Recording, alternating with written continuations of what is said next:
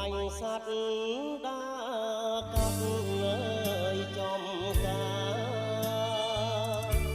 ចៃដន្យជួបផ្កានៅភូមិក្បាលជ្រោយបូផាច្រើនណាស់រឹងបានតែមួយចិត្តខ្ញុំផ្ដើមព្រួយព្រោះលួចស្នេហាខ្ញុំផ្ដាំតាមទូតឲ្យរត់ចិត្តម៉ាយអ្នកនោះរូបកាយស្គាំងស្គមខ្លោចផ្សាខ្វះទាំងបុណ្យស័ក្តិខ្វះទាំងវិជ្ជាមិនអាចស៊ើបដោយដឹងចិត្តស្រីបូផាក្បាលជ្រោយខ្ញុំធ្លោយចិនដាប្រកល់វាសនានឹងចិត្តភាំងក្ដី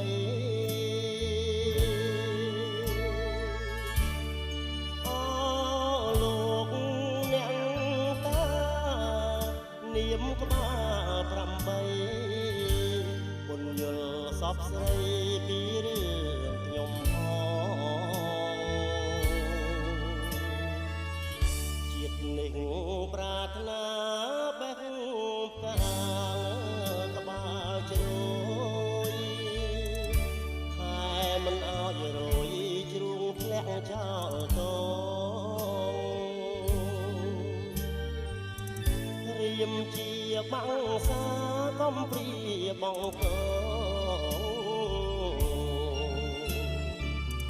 សូមយ៉ាខ្លួនផងក្នុងនាមផងសត្វ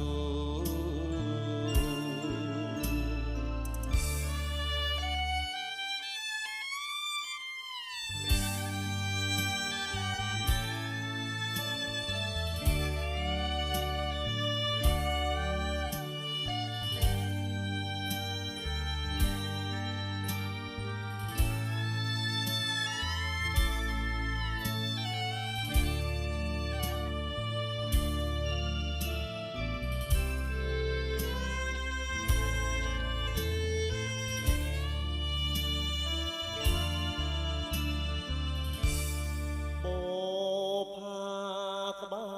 លជ្រោយខ្ញុំធ្លោយចិនដាប្រគល់វាសនានឹងចិត្តភាំងក្ដី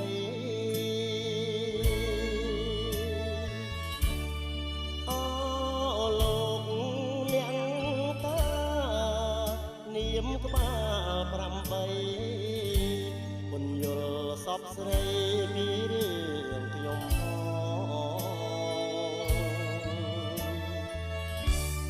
នេះប្រាថ្នាបែបខា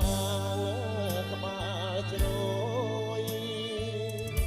ហើយមិនអោយរយជ្រុះធ្លាក់ចោលតងរៀមជាបាំងសាកំព្រាបងក